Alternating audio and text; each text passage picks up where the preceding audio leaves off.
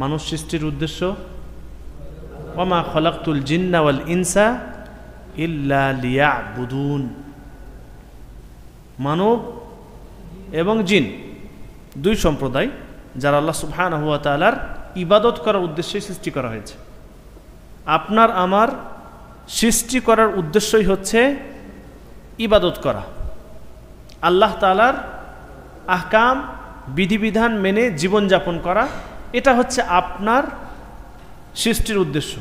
এবং এই দুনিয়াতে আপনার আসার উদ্দেশ্য আপনি এই দুনিয়ার জীবনে ভালো ইবাদত করে সৎ কাজ করে আল্লাহ সুবহানাহু ওয়া তাআলার বিধি নিষেধগুলোকে পালন করে জান্নাতে যেন চলে যেতে পারেন, এটাই হচ্ছে আপনার মুখ্য উদ্দেশ্য। এই দুনিয়ার জীবন যাপন করাই উদ্দেশ্য হচ্ছে কি জান্নাতে প্রবেশ করে যাওয়া। যতই আপনি কষ্ট করছেন, যত দিনই অতিবাহিত করছেন, যত ভালো কাজ করেন, উদ্দেশ্য কি থাকে?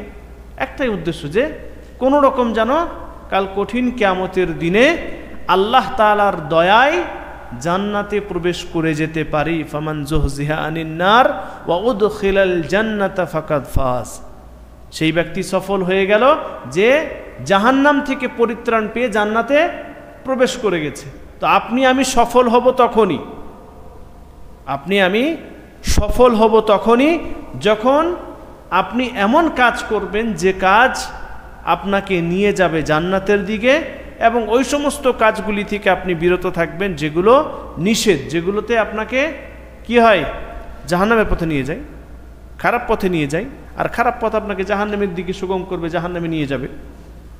তাহলে বুঝতে পারলাম এই প্রথম আয়াত থেকে যে আপনার আমার পুরো দুনিয়ার যত মানব সম্প্রদায় আছে সবার সৃষ্টির উদ্দেশ্য কি? ইবাদত করা। আপনার আমার সৃষ্টির উদ্দেশ্যই হচ্ছে ইবাদত করা। আর ইবাদত জগতের সবথেকে গুরুত্বপূর্ণ ইবাদত সালাত, সেটাই আপনি এখনো পর্যন্ত ধরতে পারলেন না, পড়েন না। অবাক করা বিষয় যে আপনাকে সৃষ্টি করা হয়েছে, আপনাকে দুনিয়াতে পাঠানো হয়েছে এই উদ্দেশ্যেই যে আপনি আল্লাহ সুবহানাহু ওয়া তাআলার ইবাদত করবেন। আর ইবাদত জগতের সবথেকে গুরুত্বপূর্ণ, সবথেকে ফজিলতপূর্ণ 5 ওয়াক্তের নামাজ, যেটা আপনার আমার ওপর ফরজ। যতক্ষণ পর্যন্ত আপনার জ্ঞান আছে, যতক্ষণ পর্যন্ত আপনি নিঃশ্বাস নিচ্ছেন, ততক্ষণ পর্যন্ত আপনাকে সালাত আদায় করতে হবে, নামাজ পড়তে হবে, আপনার ওপর বাধ্যতামূলক, জরুরি, ওয়াজিব। আর সেই 5 ওয়াক্তের নামাজ এখনো পর্যন্ত আপনি পড়েন না। আপনাকে নামাজের কথা বললে আপনি মুখ বেঁকিয়ে এদিক ওদিক করে চলে যান, অযথা সময় ব্যয় করেন, কিন্তু নামাজে আসেন না। অনেক সময় এরকম হয় আপনার কোনো ডিউটি নেই, কোনো কিছুই নেই, রুমে এভাবে বসে আছেন, মোবাইল চালাচ্ছেন। ওই জন্য বলি এই মোবাইল আপনার যা টাইম খেয়েছে, সময় খেয়েছে, যা অন্য কোনো জিনিস খায়নি। আপনি একবার নিজের মোবাইল চেক করুন, নিজের মোবাইল একবার চেক করুন যে স্ক্রিন টাইম কত। আপনার স্ক্রিন টাইম কত 24 ঘন্টায়? 24 ঘন্টায় আপনি মোবাইল কতক্ষণ ইউজ করেন এটা একবার চেক করুন। দেখুন আপনার নামাজ পড়ার সময় যতক্ষণ লাগবে 5 ওয়াক্তের নামাজ, তার থেকে অধিক বেশি। 5 ওয়াক্তের নামাজ পড়তে সময় লাগে কতক্ষণ? যদি 15 মিনিট করে ধরি তাহলে 1 ঘন্টা 15 মিনিট, চলুন 1.5 ঘন্টা ধরলাম। তা আপনার স্ক্রিন টাইম চেক করুন আজকে রাত্রে গিয়ে, বা এখন চেক করুন, দেখুন 1.5 ঘন্টার অধিক আপনি মোবাইল চালিয়েছেন। আরো বেশি, অধিক বেশি, কমপক্ষে এক ব্যক্তি আপনি যদি স্ক্রিন টাইম চেক করেন তাহলে আপনি 4 থেকে 5 ঘন্টা শুধুমাত্র মোবাইলে ব্যয় করেছেন। এবার প্রশ্ন করুন আপনি নিজেকেই যে এই 4 ঘন্টা বা 5 ঘন্টা যে মোবাইল ইউজ করেছেন, এই 4 ঘন্টা 5 ঘন্টায় মোবাইল ইউজ করার পর আপনি কি শিখেছেন? এই সময়টার ভিতরে আপনার কি উপকার হয়েছে? আপনি যে এতক্ষণ মোবাইল চালান, চলেন ধরেই নিলাম আপনি খুব কম মোবাইল চালান, আপনার স্ক্রিন টাইম 2 ঘন্টা। ওই 2 ঘন্টায় হয়তো আপনি খুব জোর 5 থেকে 10 মিনিট কোনো আলেমের বক্তব্য শুনেছেন, বাকি টাইম আপনি কি করেছেন? হয় কোনো খারাপ কাজের সাথে যুক্ত হয়েছেন, কোনো খারাপ জিনিস দেখেছেন, বা এমন জিনিস আপনি দেখেছেন যেটা হারাম না হলেও আপনার সময় এভাবেই খেয়ে ফেলছে, যেটার কোনো ফায়দা নেই, না দুনিয়ার কোনো ফায়দা আছে না আখিরাতের কোনো ফায়দা আছে। তো আপনি এতক্ষণ পর্যন্ত সময় ব্যয় করছেন মোবাইলের পিছনে। আপনাকে বললে আপনি বলেন যে সময় পাচ্ছি না উস্তাদ, নামাজ পড়ার সময় নাই, বিভিন্ন জায়গায় ডিউটি করি, বিভিন্ন জায়গায় এখানে ওখানে যাই, এটা ঠিক থাকে না, ওটা ঠিক থাকে না, নামাজ কিভাবে পড়ব। আপনার মোবাইল খেয়েছে ওই টাইম,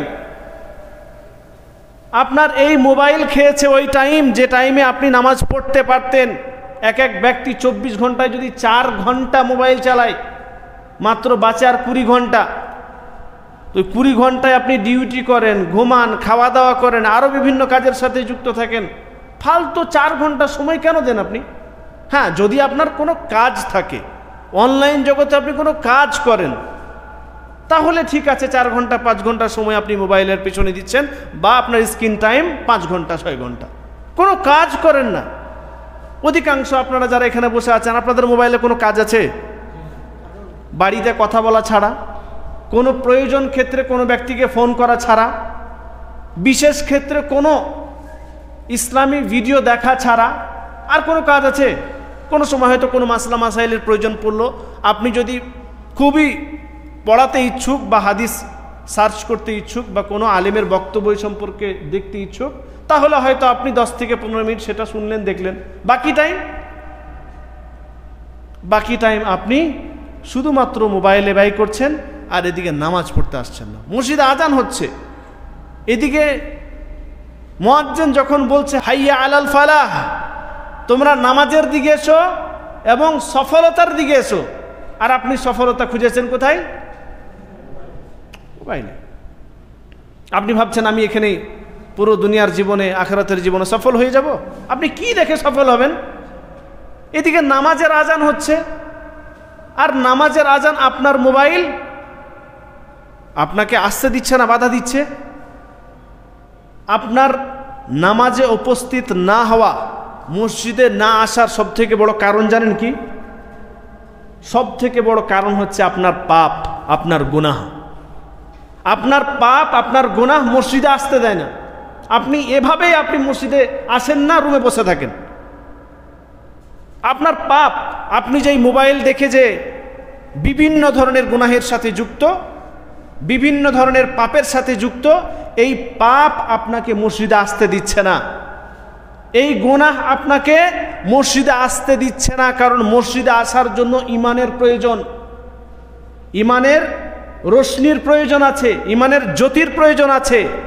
আর ইমানের জ্যোতি আপনার নিভে গেছে গুনাহ করতে করতে, পাপের সাথে যুক্ত হয়ে আপনি আপনার অন্তরের ভিতরে যে ইমানি জ্যোতি ছিল সেটা মেরে ফেলেছেন, নিভিয়ে দিয়েছেন। ফলে আপনাকে আপনার পাপ মসজিদে আসতে বাধা দেয়। আমভাবে একটি কথা মনে রাখুন, যে মানুষ যত বেশি পাপ করবে, যত বেশি গুনাহ করবে, সেই ব্যক্তির মধ্যে ঈমান তত কমে যাবে, কম থাকবে। যত বেশি আপনি পাপ করবেন, আপনার তত ঈমান কমে যাবে। আর যত আপনার ঈমান কমবে, তত আপনি ভালো কাজের প্রতি যে আগ্রহ ছিল সেটা নষ্ট হয়ে যাবে, আপনার থাকবে না। ভালো কাজ করতে আপনাকে ভালো লাগবে না। এমনকি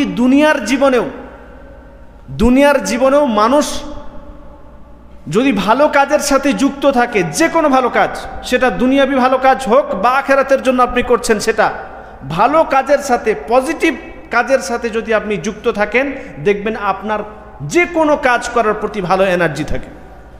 কিন্তু আপনি যদি খারাপ কাজের সাথে যুক্ত থাকেন, পাপের সাথে যুক্ত থাকেন, বিভিন্ন ধরনের গুনাহের সাথে যুক্ত থাকেন, যুবকরা যে আজকালকার যে সমস্ত গুপ্ত গুনাহ করছে, সে সমস্ত গুনার সাথে যুক্ত থাকেন, দেখবেন আপনার দুনিয়াবি কোনো কাজ করার প্রতিও এনার্জি নেই, এবং আখিরাতের কাজ, ইবাদতের কাজ তো আপনি করতেই পারেন না, করেনই না, আসেন না মসজিদে।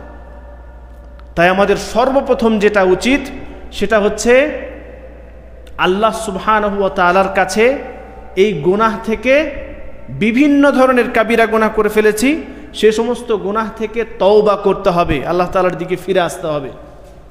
এবং দ্বিতীয় কাজ হবে সমস্ত ধরনের পাপ, বড় পাপ থেকে তো বেঁচে থাকবেন অবশ্যই, ছোট থেকে ছোট পাপ, যেটা আপনি ভাবছেন যে এটা তো ছোট পাপ, কোনো অসুবিধা নেই, জি না, এটা মনে রাখবেন যে ছোট ছোট পাথরের নুড়ি থেকেই পাহাড় তৈরি হয়।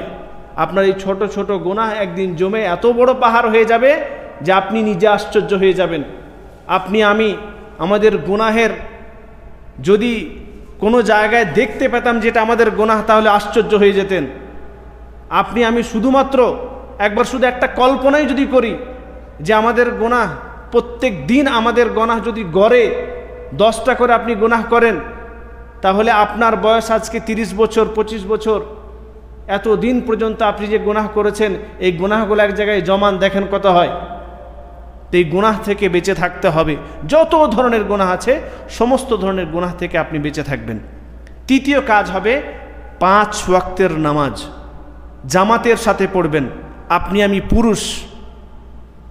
আমি পুরুষ, পুরুষদের জন্য মসজিদে এসে জামাতের সাথে নামাজ পড়া ওয়াজিব। আমাদের মতে শক্তশালী দলিল যেগুলো রয়েছে সেগুলো অনুযায়ী 5 ওয়াক্তের নামাজ পুরুষদের জন্য মসজিদে এসে জামাতের সাথে ওয়াজিব। জামাত ছাড়ার বা জামাত ছেড়ে দেওয়ার যে সমস্ত ওজর আছে সেগুলো বাদ দিয়ে আপনার ওপর ওয়াজিব। তো আপনি 5 ওয়াক্তের নামাজ মসজিদে এসে ডেলি পড়ার চেষ্টা করুন। ইনশাআল্লাহ আপনার গুনাহের সংখ্যা অনেক কমে আসবে, কারণ ইন্নাস সালাতা তানহা আনিল ফাহশাই ওয়াল মুনকার। নিশ্চয়ই নামাজ আপনার যত ধরনের অশ্লীল খারাপ মন্দ পাপ আছে যেগুলো আপনি করে ফেলেন, সেগুলো থেকে এমনি আপনি দূরে সরে আসবেন যদি আপনার নামাজ ভালো হয়ে যায়। আপনি যদি ভালোভাবে নামাজ পড়েন, ইনশাআল্লাহ আপনার পাপ এভাবে আস্তে আস্তে আপনি পাপ থেকে দূরে সরে চলে যাবেন। তাহলে আমরা কি কি কাজ করব? প্রথম তওবা করব, দ্বিতীয় সমস্ত ধরনের পাপ থেকে বেঁচে থাকার চেষ্টা করব, তৃতীয় 5 ওয়াক্তের নামাজ সময় মতো পড়ার চেষ্টা করব, আর চতুর্থ হচ্ছে যত ধরনের ভালো কাজ আছে যেটা আপনার পক্ষে সম্ভব সবগুলোই করার চেষ্টা করুন, যাতে করে আপনার গুনাহ এই ছোট ছোট যে ভালো কাজ করছেন সেটার দ্বারাতে মিটে যায়, এবং ভালো কাজ করার প্রতি আপনার যে আগ্রহ সেটা যেন আরও বেশি বেড়ে যায়। আল্লাহ তাআলা আমাদের সকলকে 5 ওয়াক্তের নামাজি বানান, সাথে সাথে সমস্ত ধরনের পাপ, অবৈধ, অশ্লীল, খারাপ, নোংরা যা কিছু আমরা করছি সমস্ত ধরনের খারাপ কাজ থেকে আল্লাহ তাআলা আমাদেরকে বেঁচে থাকার তৌফিক দান করো। আমিন। তাকাব্বাল রাব্বুল আলামিন।